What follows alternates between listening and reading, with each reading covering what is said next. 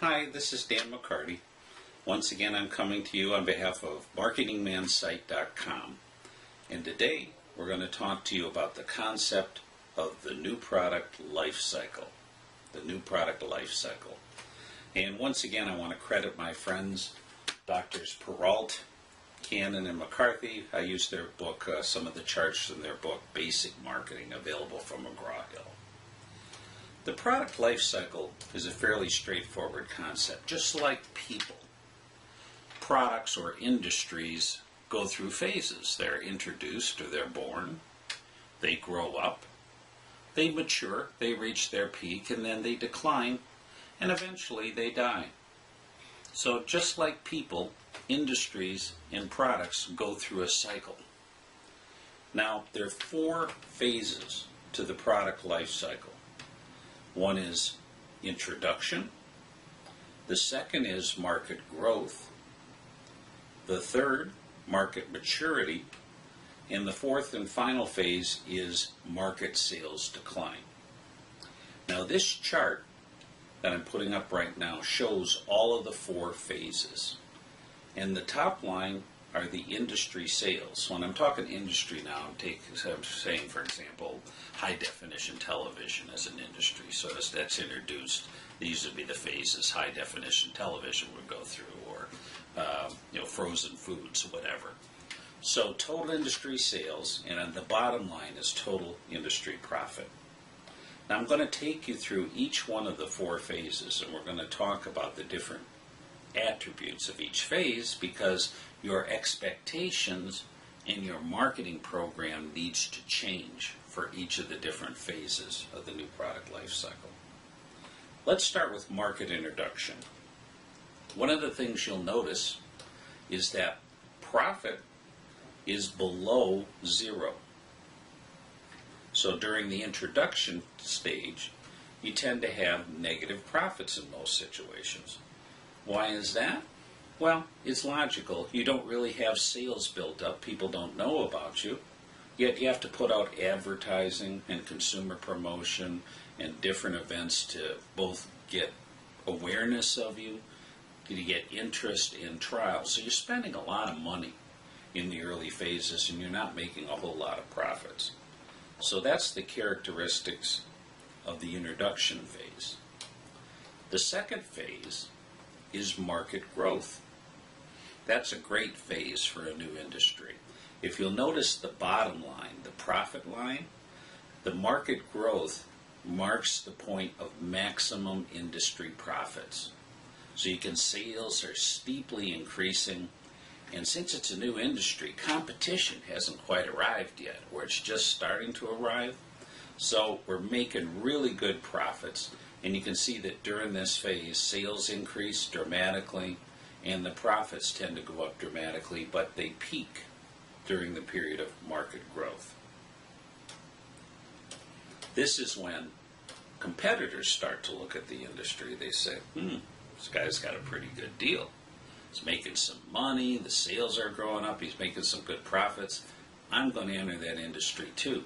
So monopolistic competition develops, which, if you recall, is people with similar products but with slight points of difference. And so you tend, as competition comes in, that's what causes your profit to peak and then begin to gently head down. Now the third phase of the product life cycle is market maturity. Market maturity. You can see that the sales tend to peak during the market maturity phase. People know about you, competition is there, but profit continues to decline. Competitors have entered. Price competition becomes fierce. Brands start to get more similar. You got to use more persuasive, more costly types of promotion. So this is a phase where your sales start to mature, they start to level off, and your profits continue the decline, and the decline gets a little more pronounced because the competition is now full bore. You're really experiencing competition at this stage. And this maturity phase can last for quite a long time. I mean, think of canned vegetables, for example. They've been around for 100 years. So you can have quite a long phase of market maturity. Now, the fourth and final phase of a product is sales decline. And you can see total industry sales start to drop, profits start to drop near zero. Your competitors begin to exit the market. The strongest and most dominant brand tends to be the one player left standing, and you start to head down that slope. For an example of that, you might want to think about physical DVD rental stores like Blockbuster. I mean, with the invention of the internet and the mail order business, you're finding now that the old-fashioned video store is kind of on its decline. So that's an example of a product that's in that kind of stage. So at this point, you either make a decision to exit the business, or you make a decision to milk it, to try to make as much profits as you can out of it. One theory, which was put forth by the Boston Consulting Group, is if you have a portfolio of products, as this is not your only product, at this point a mature brand can become a cash cow. What a cash cow is a declining brand where you tend to have decent market share, but the growth isn't very good. So it generates cash, but it's not really an opportunity for growth that's going to push the company forward in a big way in the future. So you use that cash to invest in your more high growth brand new businesses, your stars. So under the Boston Consulting Group model, your cash cows, your more mature brands, provide money for your new and uprising star brands. So if you have a portfolio of businesses, you can think about using brands that way. If you have an individual brand, you begin to think about either exiting it, or trying to make as much money as you can during the period of decline.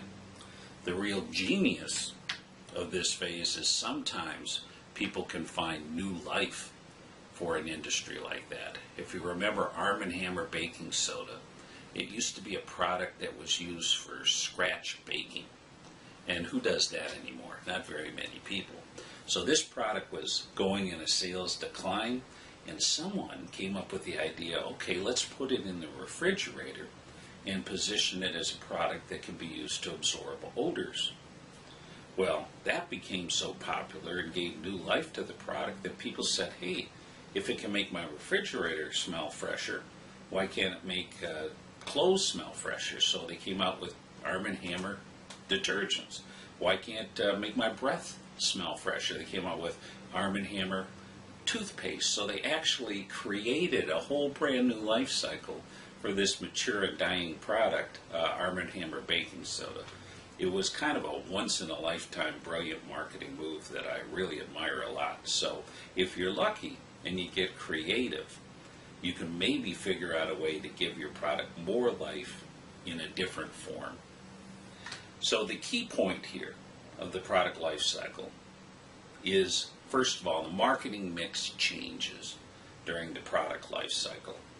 Early in the game, you're spending a lot, not making much. Later on, you're starting to make good money, but competition starts to come in. Competition starts to get fierce in the maturity phase, and then in the decline phase, it starts to exit. And you tend to either think about you exiting or maximizing your profit. So be aware of the different phases of the product life cycle and the characteristics of the marketing tools you're going to be using during that part of the life cycle. So that's it for my discussion on the product life cycle, a fairly straightforward concept, but one we all need to know. I hope you'll join me in future lectures, and please visit our site, marketingmansite.com, and we'll see you next time.